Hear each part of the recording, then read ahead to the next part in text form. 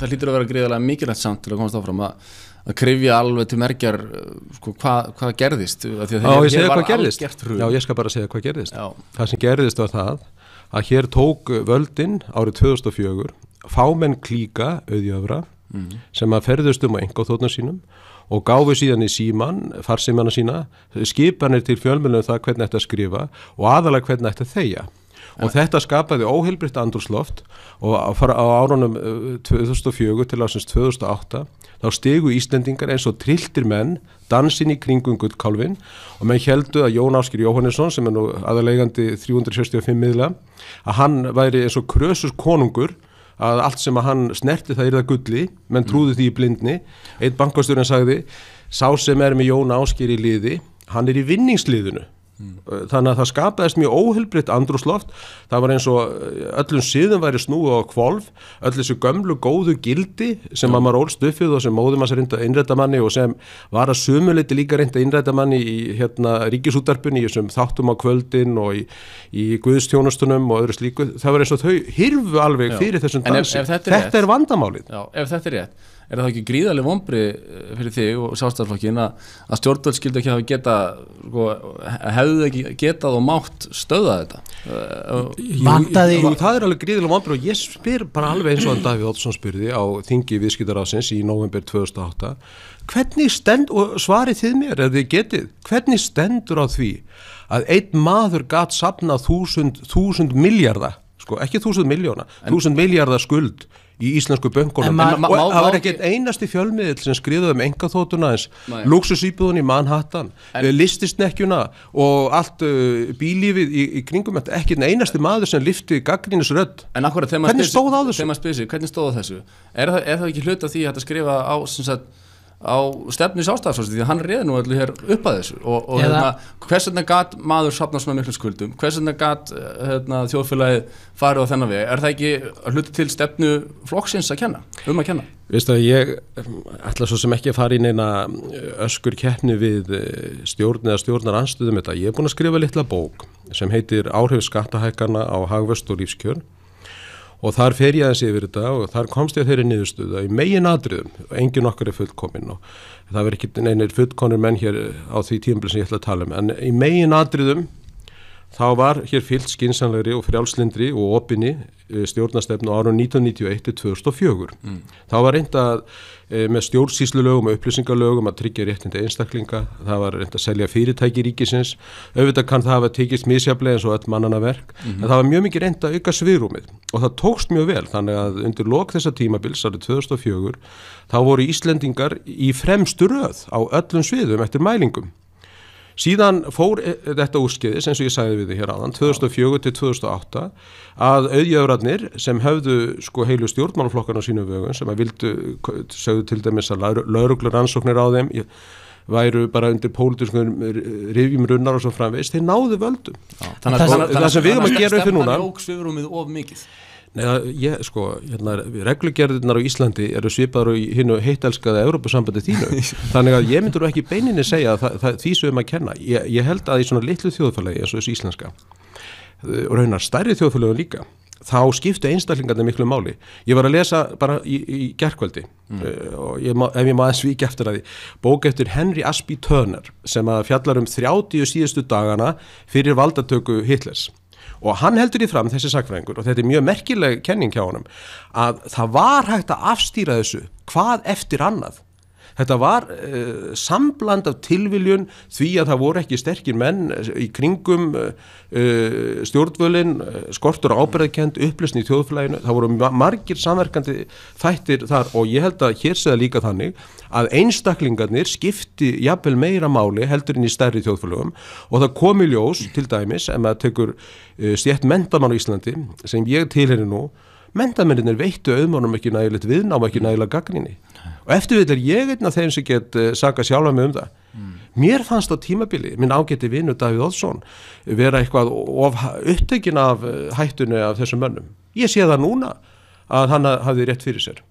en ég sá það ekki þá og ég vissum að þið getið sagt það sami ykkur, þannig að ef ég ætla að vera með sjálfsgagnrýni þá vil ég nú gjarnan að þið séu það líka. Hvernig væri að heyra þess frá ykkur það? Gott og vel, og ég vil taka það fram. Nú ætlaði að skipta umræðinu núna. Ég vil fyrst taka það fram að ég á ekki neinu ástarsambandi eða Evrópusambandi, svo það sé alveg á hreinu. En ég ætlaði að spyrja örstutt, sko, Geir Haarde, ég tek halveg undir það að hann engin glæpamaður en var hann ekki nægilega sterkur leiðtogi eins og þú varst að tala til þess að geta afstýrt því sem að verða var Já, ég verði að segja það alveg að þau tvö sem báru pólitíska ábyrgð hérna 1,5 ára áður en hrunið var, þau reyndust auðvitað ekki standa undir þessu, en það verður nú að hafa í huga að þau voru bæði veik, þar að segja hún fekk æxli í heila og hann var með krabbamein. Þau eru sem betur fyrir bæði núna orðin heilsu og ég bara verði að segja það í samgleðsni með það og það eru auðvitað mikilvægast fyrir þau persónulega. En það sem að vantaði dálítið hérna held ég eftir á að hyggja, þó ég segi eins og ég segi vil ég frekar horfa fram á veginn, það vantaði dálítið að gera upp fyrir okkur eitt. Ég ekki endilega þeirra skoðunar að bankakerfi hefði nauðsynlega verið of stórt, það ekki til neitt sem heitir of stórt bankakerfi, það fer alltaf eftir baktryggingunni, það voru of stórt með við það að eina baktryggingin var íslenski seðlabankin og íslenska ríkisstjórnin, þannig að það sem við hefum kannski átt að gera var að gera tvennt, að feta niður bankakerfið, það var að gera mjög varlega til að skapa ekki ótta og áhlaupa á bankana og leið og það var gert að reyna að tryggja fleiri lánalínur og annað þvílíkt, þannig að við værum með varasjóði, þannig að ef það kæmi til áhlaups einhvern bankan, þá gætum við að brugðist við því og tekið bankan yfir, en þetta tókst ekki. En spurningin er svo, er þetta einhverju sérstökum að kenna? En það sem maður veldi fyrir, þú segir, er þetta einhverju sérstökum að kenna? Maður er að við kjósum stjórnvöld yfir okkur hérna og ætlust til þess að þau kannski að hafa eftirlit með þessu og eftirlit almennt. Ég er alveg sammála því, ég held við séum allir það. Geir Haarde er ekki glæpmaður, með þess að þessi sem á að vera hvað mest heift út í hann Steingrímur J. Sigfússon talar ekki þannig Geir Haarde. Hann bara lemur hann, manstu, hann bara landar hann á þinginu. Þú manstu eftir því? Já, ég var vitnað því sko, en ég held hins vegar að það hefði bara verið ósk þjóðarinnar, hér er þið gert eitthvað almennilegt uppgjör og það er náttúrulega bara hálf sorglegt að horfa að Geir Haarde hefur einnig því. Hins vegar verðum við að skoða það.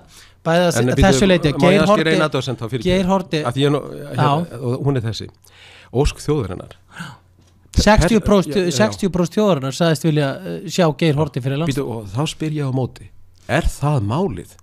Snýst persónuleg sekt eða sakleysi það að, eins og Jóhanna Sigurðardóttir sagði, að róa almenning?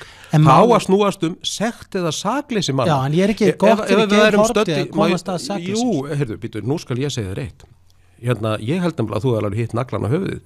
Ég held að þetta sé bara gott fyrir Geir Haarde. Því að menna að fara offæri gegn honum og hann fær núna tækifæri til að verja sig og ég stórefast að þeir komist nokkuð áfram. Það þegar mjög athyglisverður formgalli á ákjörunni sem lögmaður Geirs Haarde hefur bent á og ég trúi bara ekki öðru en að lögfræðingarnir sem munu sitja í þessu landsdómi þeir láti lög og rétt ráða en ekki skoðanakannanir.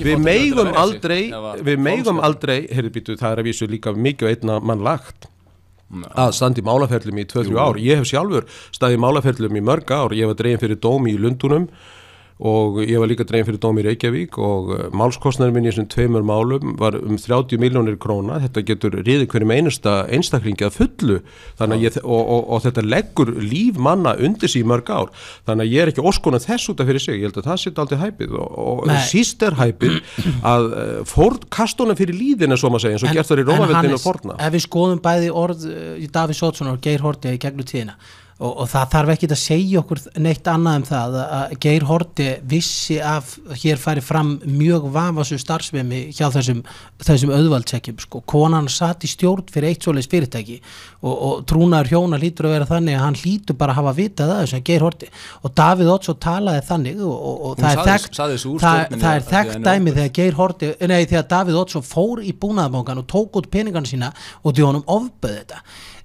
Var ekki þeirra verk alla tíman að reyna að koma einhverjum, ekki kannski höndum yfir þessa menn, heldur búa til þannig kerfi að það geti, en voru þeir kannski meira að horfa á það að skattekjurnar sem komu inn á þessum bönkum, þær voru náttúrulega gríðarlegar háar og það var alveg ljóst að samfélagi var að hagnast á þessu og við sáum hér tölur alltaf bara ríkissjóður skila svona miklum afgangi, en það er alveg staðreynd og er líklega búið að sanna sig að allt þetta góðari sem við áttum að lifa hér í stjórnartíð Davíðs Oddssonar, það var náttúrulega mörguleiti fengið að lána í gegnum einhverja lánalínur og við erum að borga fyrir þetta í dag. Samfélagin heimilin voru stór skuldug löngu að hruni varð.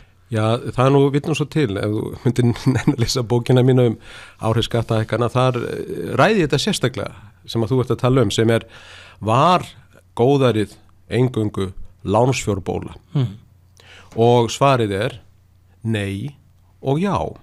Það að segja, ef þú myndir líta á eitt línuritið í bókinu minni, þá þar yfirlit yfir skuldir þjóðarbúsins og þá kemur í ljós að þær eru svona á þokkalegu róli allt tímabilið frá 1991 til 2004.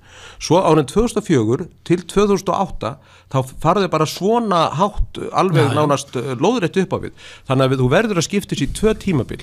Fyrra tímabilið 1991 til 2004 þegar allt á góðu róli og þegar velmegunin ekki fengin að láni og svo tímabilið eftir 2004 þegar íslenska þjóðin lendur undir stjórn auðjöfrana sem eiga þessa stöð og mörg aðra fjölmiðla og allt fer í grænan sjó. Við þurfum að gera greinum á þessum 2 tímabilum. En þessir auðjöfrar, Hannes, ég talar sko, þetta eru... Já, þetta bara fámenn klíka. Þetta ekki bara fámenn klíka. Nei, tæpið tungalaust, það bara Jón Ásgeir Jóhannesson og klíkan í kringum hann sem að núna til dæmis notar stöð 2, má ég aðeins ljúka sem núna notar stöð 2 sem í eigu þessara klíku til þess að ráðast hérna hverjum degi nánast á slitastjórn Glitnis sem hefur verið að reyna að koma lögum og rétti yfir þessa menn út í New York.